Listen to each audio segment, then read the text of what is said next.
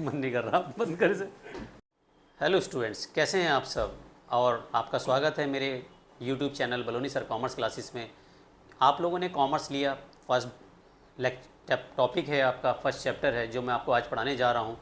तो first chapter पे आप इसके सारे बेसिक सीखेंगे, फंडामेंटल सीखेंगे, अकाउंटिंग है क्या। बहुत लोगों के दिमाग में कॉमर्स को लेके बहुत सारा डर बैठा रहता है कि कॉमर्स क्या है, अकाउंटेंसी कैसा सब्जेक्ट है, समझ में आएगा नहीं आएगा।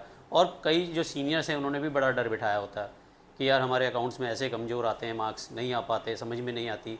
कई लोगों के समझाने का तरीका बड़ा अलग होता है। तो बच्चा, मैं आपको बता देता हूँ कि मैं आपसे रूबरू हो रहा हूँ यहाँ पे।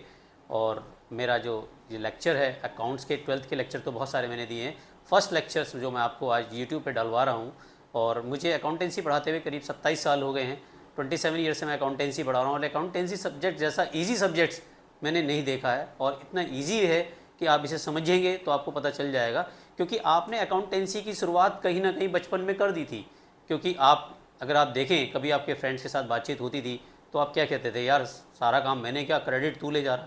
तो यहाँ पे क्रेडिट और डेबिट की शुरुआत तो आपने बचपन में ही कर दी। प्रॉफिट और लॉस की भी कैलकुलेशन आपको पता है, प्रॉफिट क्या होता है, लॉस क्या होता है। बस इन्हीं को हम थोड़ा थोड़ा डिटेल में पढ़ेंगे। लेकिन इनको समझने से पहले हम थोड़ा अकाउंटिंग के फंडामेंटल की ओर बढ़ेंगे। अकाउंटिंग की शुरुआत कहाँ से हुई? जैसे मैं अगर आपको बताऊं, थ्योरी ऑफ ग्रेविटी जो है वो न्यूटन के आने से पहले भी थी और न्यूटन के आने के जाने के बाद भी। लेकिन न्यूटन एक ऐसा बंदा था जिसने न्यूटन ने थ्योरी ऑफ ग्रेविटी के रूल्स बताए थे। तो ऐसी अकाउंटिंग का जो ओरिजिन हुआ था, कहाँ से कैसे ओरिजिन हुआ, ये सब मैं बताऊंगा। लेकिन अगर हम बात करते हैं, सब जो हमारे आवश्यकता ही आविष्कार की जननी है। अगर हम कहते हैं किसी चीज़ की हमें आवश्यकता हुई तो उसके आविष्कार भी हुए, इन्वेंशन हुए। आज अगर आप टेलीफोन की टेक्नोलॉजी देखते हैं, पहले जो टेलीफोन हुआ करते थे, आज टेलीफोन, मोबाइल, सेलफोन, अब 2G, 3G, 4G, 5G, ये जो एडवांस टेक्नोलॉजी आप देख रहे हैं, ये एक दिन में नहीं आई। इनके लिए कई साल बीते, लोगों ने नए नए इन्वेंशंस किए, नई नई टेक्निक्स खोजी, तब जाके ये इन्वेंशंस हमें देखने के लिए मिले। तो अकाउंट का जो स्टार्टिंग हुआ, अकाउंट के जो ओरिजिन हुआ, मैं अगर बात करता हूँ, सबसे पहले जो हमारी सभ्यता थी आदि मानव काल से थी। सबसे पहले हमारा जो स्टार्टिंग, आपने मेरे ख्याल से 9th या 10th में आपने बार्टर सिस्टम भी पढ़ा होगा, जहाँ पे आप क्या करते हैं, गुड्स का एक्सचेंज करते हैं, गुड्स को ख़रीदते हैं और क्या कहते हैं, सॉरी, गुड्स को लेते हैं और उसके बदले में कोई सामान देते हैं। और इसको हम कहते थे बार्टर सिस्टम, सामान के बदले में सामान।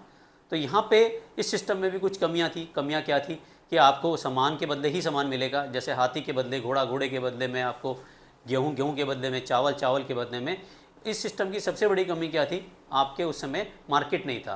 क्योंकि आप लोग क्या करते थे, इस एक जगह से दूसरी जगह, दूसरी जगह से तीसरी जगह, तीसरी जगह से चौथी जगह, ये चलते रहते थे तब तक जब तक वो व्यक्ति जो चीज़ आपके पास है और जो आपको चाहिए उसके पास है।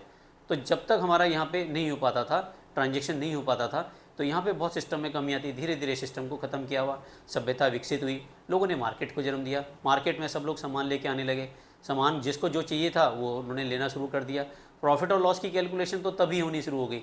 फिर मनी सिस्टम आया, जिसमें आपके स्वर्ण मुद्राएँ, gold coin, silver coin, copper coin, ये सब आते रहे। लेकिन इनके आने में भी कई सौ साल लग गए। अगर हम देखते हैं तो हमारा अकाउंटिंग का जन्म तो तब भी हो चुका था। जैसे मान लेते हैं, आपने एक पूछा हाथी कितने का है, उन्होंने बताया 100 स्वर्ण मुद्राओं का है। हाथी आपके यहाँ 5 दिन रहा और उसमें से 20 स्वर्ण मुद्राओं का खाना खा चुका था। हाथी तो बहुत खाता है, और आपको लगा कि अब तो नुकसान होने जाएगा हाथी अगर यहाँ पे ज़्यादा रहा, तो आपने आगे जाके हाथी 150 स्वर्ण मुद्राओं में बेच दिया। तो ख़रीदा कितने में था? 100। खर्च कितने किए आपने उस पर? 20, तो 120 हुआ। और आपने बेचा कितने में? 150, यानी कि 30 स्वर्ण मुद्राओं को आपको फ़ायदा हुआ। तो कोई फ़ायदा और नुकसान की कैलकुलेशन तो आपने पुराने ज़माने में भी करी, लेकिन उस समय अकाउंटिंग का जन्म नहीं हुआ था। क्योंकि अकाउंट का ओरिजिन तो हुआ था, लेकिन उसको किसी ने नाम नहीं दिया, किसी ने उसे पहचान नहीं दी।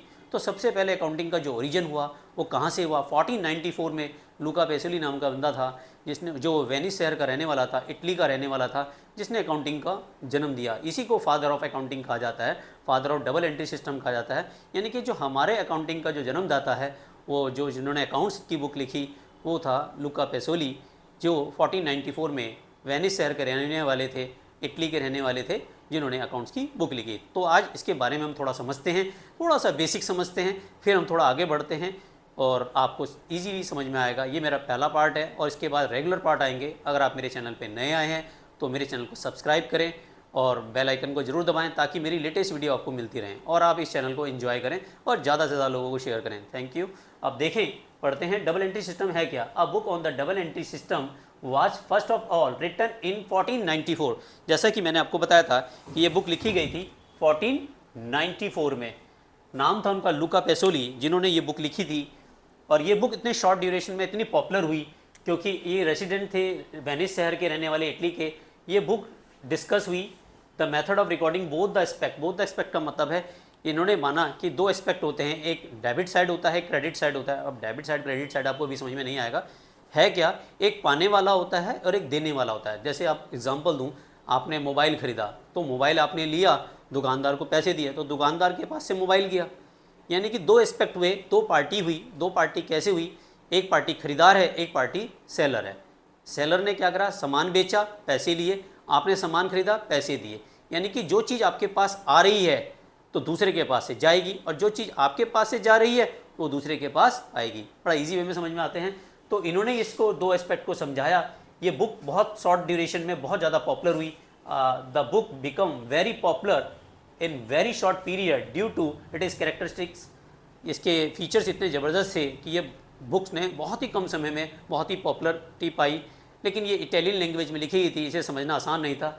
तो बाद में इसको इंग्लिश में कन्वर्ट कर दिया गया। ह्यूज कास्टल ने 1544 में इसको इन्होंने इंग्लिश में अनुवाद किया, और ये इंग्लिश में जब अनुवाद हुआ इसका तो ये बहुत ज़्यादा पॉपुलर हुई, और ये फाइनली कंप्लीट कर दी गई। इस बुक का नाम था English system of bookkeeping, जिसको रिटर्न किया गया आपके this system by Edward Jones के द्वारा 1785 में। एडवर्ड जोन वो व्यक्ति थे जिन्होंने इस बुक्स के कई सारे एस्पेक्ट्स को बताया।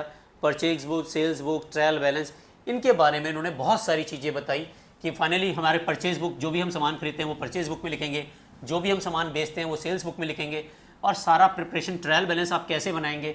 अब ये ट्रायल बैलेंस क्या होता है सर, मैं आपको बताता हूँ। जितने भी आप ट्रांजेक्शन्स करते हैं ड्यूरिंग द ईयर, सबके अलग अलग लेजर बनाएंगे। सर लेजर क्या होता है, लेजर मतलब जैसे मेरे यहाँ बिजनेस में राम भी आया, मोहन भी आया, सोहन भी आया, श्याम लाल, मोहन लाल, ये जितने भी नाम आते हैं सबके अलग अलग लेजर बन जाएंगे, सबके अलग अलग खाते बन जाएंगे, जिनको हम लेजर कहते हैं।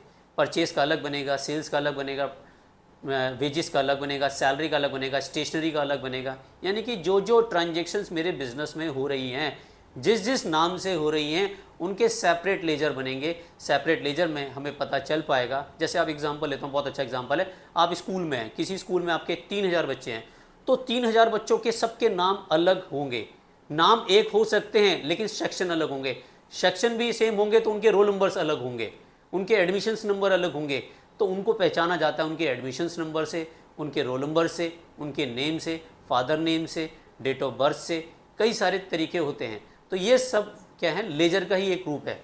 अगर आप देखेंगे तो इन्होंने क्या कहते हैं, ये जो सिस्टम था, ये due to it is peculiarities, this system has been adopted by the all progressive countries all over the world. बाद में इनको इस पेक्युलरिटीज का मतलब होता है बेटा खासियत।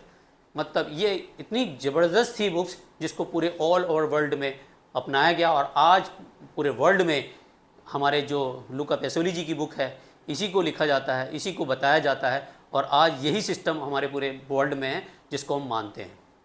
लेकिन ये है क्या, इसके बारे में मैंने आपको बेसिक्स बता दिया। इसके बाद आता है मीनिंग ऑफ अकाउंटिंग। पहले मैं मीनिंग ऑफ अकाउंटिंग को समझाने से पहले मैं समझाऊंगा नीड ऑफ अकाउंटिंग। अकाउंटिंग की ज़रूरत क्यों पड़ी, क्यों बनाए हम अकाउंटिंग। अगर बात करता हूँ, आज मैं आपसे पूछता हूँ कि बेटा आज आपने ब्रेकफास्ट क्या किया, तो शायद आप बता देंगे। लेकिन अगर मैं पूछूँ 15 दिन पहले क्या ब्रेकफास्ट किया था, आज से 1 साल पहले क्या किया था, तो शायद आप नहीं बता पाएंगे। लेकिन अगर आपने डेली का रिकॉर्ड, एक डायरी मेंटेन कर रखी है, सुबह मैंने ये काम किया, दोपहर में ये किया, शाम को ये किया, तो शायद आप मुझे हर डेट का बता सकते हैं। भाई यही अकाउंटिंग है। यानी कि पूरे साल भर में एक बिजनेसमैन ने कई सारी ट्रांजेक्शन्स की होती हैं। जो इतनी सारी ट्रांजेक्शन्स की होती हैं, हर ट्रांजेक्शन में वो ये जानना चाहता है कि भैया प्रॉफिट और लॉस है, ये तो पॉसिबल नहीं है ना।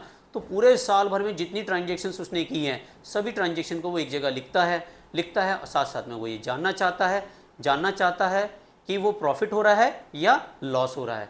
तो प्रॉफिट और लॉस की जो कैलकुलेशन है वो हमको पता चलती है जब हम अकाउंटिंग को मेंटेन करते हैं। तो अकाउंटिंग की ज़रूरत क्यों आई, क्योंकि हम हर बिजनेसमैन ये जानना चाहता है जो उसने बिज़नेस में पैसा लगाया है उसमें उसको प्रॉफिट हो रहा है या नुकसान हो रहा है। डेफिनेटली मैं कोई बिज़नेस खोलूँगा तो मैं भी ये जानना चाहूँगा ना कि मैं इस बिज़नेस में फ़ायदा भी है या नुकसान है।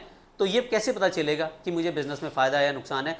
तो मैं जितना भी सामान खरीदता हूँ, जितना भी सामान मैं बेचूंगा, जो भी मैं लिखूंगा या जो भी मैं क्या कहते हैं काम करूंगा, वो सब एक जगह मैं रिकॉर्ड करूंगा। फाइनली मैं सारा हिसाब करूंगा और देखता हूं कि मुझे फ़ायदा हो रहा है या नुकसान है। इसीलिए हम अकाउंटिंग को बनाते हैं। तो हम समझते हैं अकाउंटिंग की डेफिनेशन में कि कहना क्या चाह रहा है। इस डेफिनेशन में सारी चीज़ें कवर हो जाती हैं, इसके फीचर्स भी कवर हो जाते हैं। अगर आप देखते हैं meaning of accounting, accounting is the art of recording. बेटा क्या बात कर रहा है, अकाउंटिंग क्या है, एक आर्ट है जिसको रिकॉर्ड करना है। हर कोई अकाउंटिंग को रिकॉर्ड नहीं कर पाता। अगर हम बात करते हैं, आप कॉमर्स के स्टूडेंट हो यार, प्राउड करो, तुम कॉमर्स के स्टूडेंट हो, तुमको ही आता है ये, यानी कि अकाउंट्स को कैसे लिखा जाए ये आर्ट है, ये हर कोई नहीं लिख सकता। इसीलिए अब कॉमर्स को सबसे ऊपर का दर्जा दिया जाता है। आज की डेट में एक स्टूडेंट्स मिला मुझे, कहता है कि सर कॉमर्स में लाइंस नहीं है। मैंने उससे क्वेश्चन पूछा, बेटा साइंस में लाइन बता दे कितनी है, तो शायद उसके पास जवाब नहीं थे। आज कॉमर्स में इतनी सारी लाइन्स हैं, बहुत सारे साइंस के स्टूडेंट्स मतलब साइंस से करने के बाद, 12th साइंस करने के बाद फिर वो कॉमर्स में आ जाते हैं, BBA करते हैं, MBA करते हैं, BCom करते हैं, BA LLB, BCom LLB, बहुत सारी लाइन्स है, CA, ICWA, CS, कई सारी लाइन्स हैं। आपको इनके बारे में भी मैं एक लेक्चर दूंगा, तब आपको पता चलेगा कि आपने बहुत ही बढ़िया कोर्स ज्वाइन किया है। तो अब बात कर रहा था मैं, accounting is the art of recording. Accounting क्या है, एक रिकॉर्डिंग आर्ट है। इसको कैसे रिकॉर्ड किया जाए, क्लासीफाई किया जाए, समराइज किया जाए and significant manner in terms of money, यानी कि हम केवल मनी ट्रांजेक्शन को ही रिकॉर्ड करते हैं। कोई भी ऐसी ट्रांजेक्शन जिसका मनी से कोई लेने देना नहीं है, उसको हम रिकॉर्ड नहीं करते। Transaction and event which are part of at least the financial character. देखो बात क्या कर रहा है, एटलीस्ट ऑफ फाइनेंशियल करेक्टर, यानी कि वो फाइनेंशियल करेक्टर की होनी चाहिए, तभी हम उसे रिकॉर्ड करेंगे, interpreting the result of their of.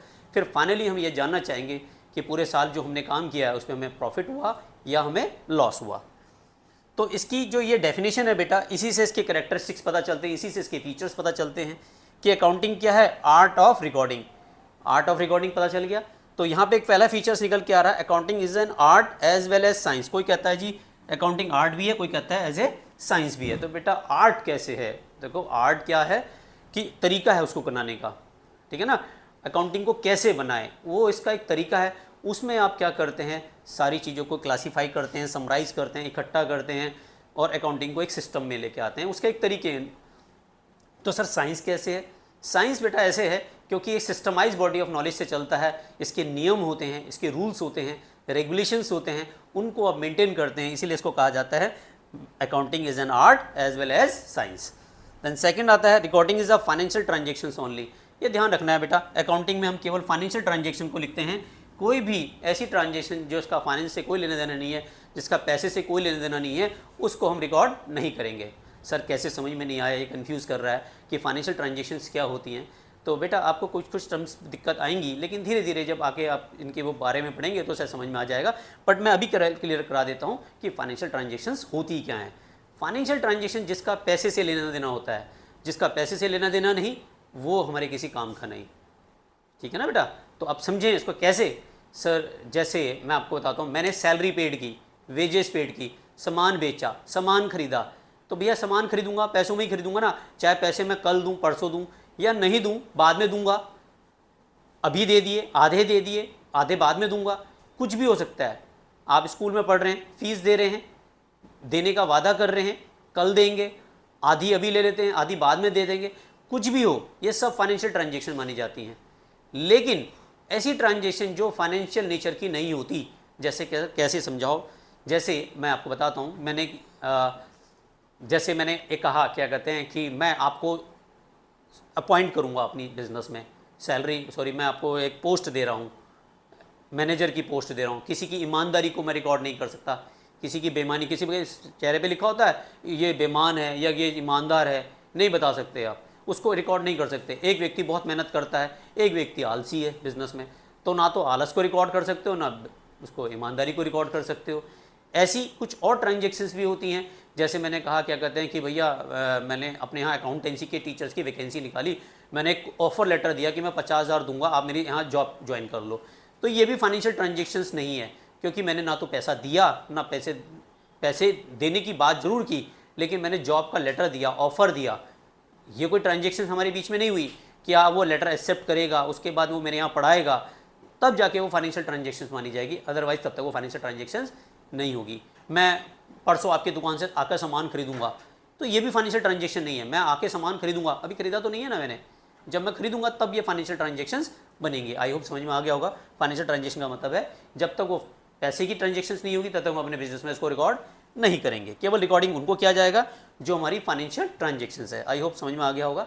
Next आता है recording the terms of money, यानी कि जितनी भी ट्रांजेक्शन्स हैं वो मनी के टर्म में होनी चाहिए।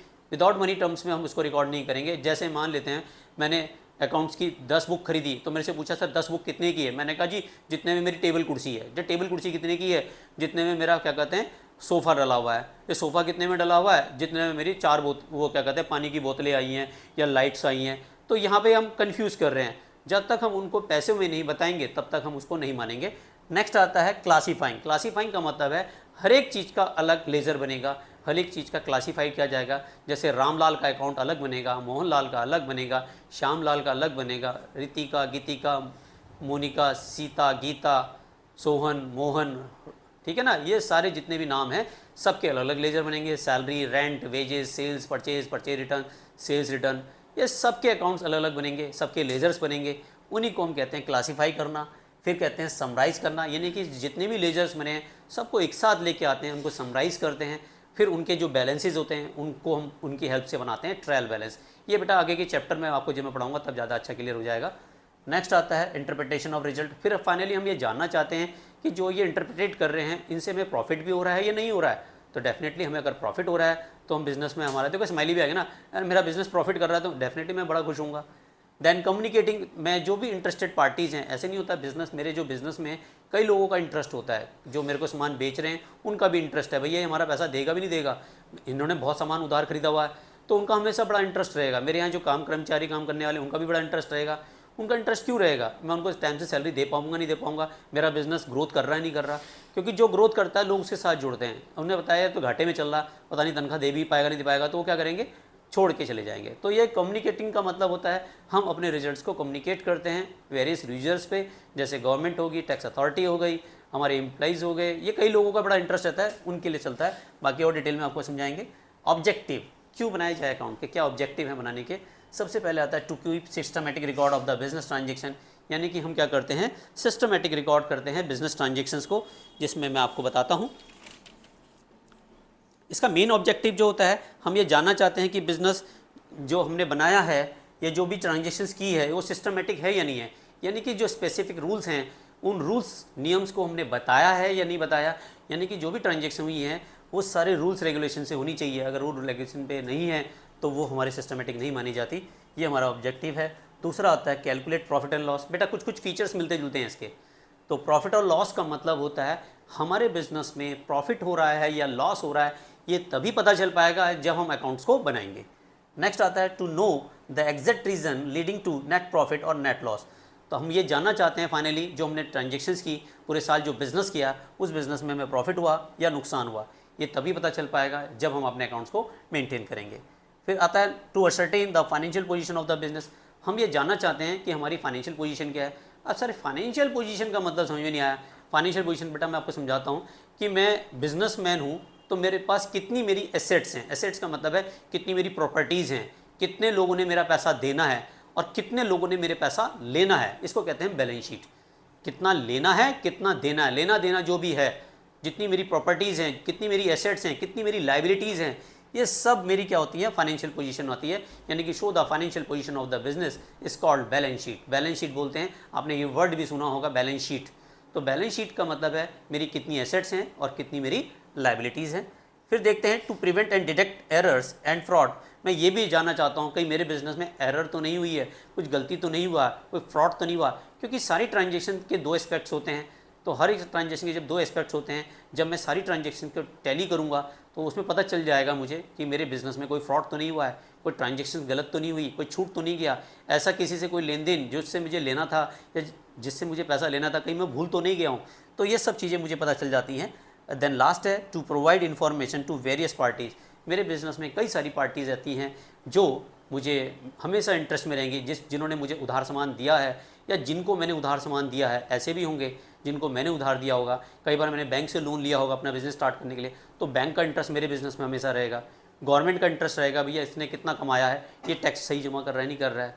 तो ये सारी चीज़ें इंटरेस्टेड रहेंगी पार्टीज़ में। मैनेजमेंट का इंटरेस्ट रहता है, एम्प्लॉइज़ का इंटरेस्ट रहता है, और सप्लायर्स का इंटरेस्ट रहता है, ये कई सारे लोग हैं जो इंटरेस्टेड रहेंगे। और बेटा आपने इतनी सारी चीज़ें पढ़ी हैं, अगर आपको कहीं भी दिक्कत आ रही है तो प्लीज़ आप ज़रूर उसमें लिखें कमेंट बॉक्स में।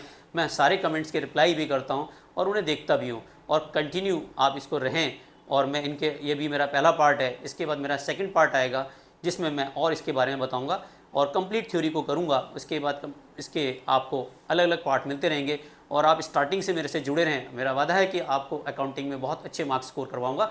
Thank you for watching बलोनी sir commerce classes. आप मुझे इंस्टाग्राम पे भी फॉलो कर सकते हैं बलोनी सर कॉमर्स क्लासेस के नाम से। और कोई भी दिक्कत आए तो आप मुझे मैसेज करें और मैं उन मैसेज के रिप्लाई भी करूँगा और जल्दी से जल्दी उन वीडियो को अपलोड भी करूँगा जो आपको प्रॉब्लम्स में आ रही हैं। Thank you for watching बलोनी sir commerce classes. Love you all.